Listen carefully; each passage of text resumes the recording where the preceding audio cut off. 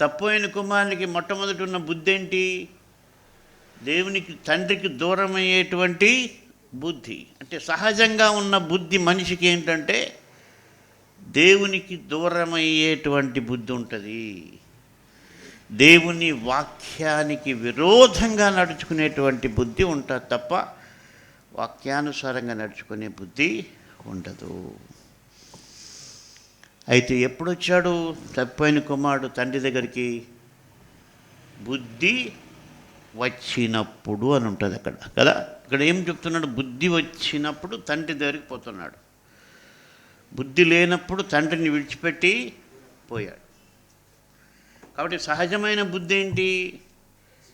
తండ్రిని విడిచిపెట్టిపోయే బుద్ధే. వాక్యానికి విరోధంగా నడుచుకునేటువంటి బుద్ధే మనుషులకి ఉంటుంది. అందుకనే చాలా చక్కటి ప్రార్థన చేశాడు. దేవా, నాకు నీ ధర్మశాస్త్రాన్ని అనుసరించేటువంటి బుద్ధి నాకు దయచేయి.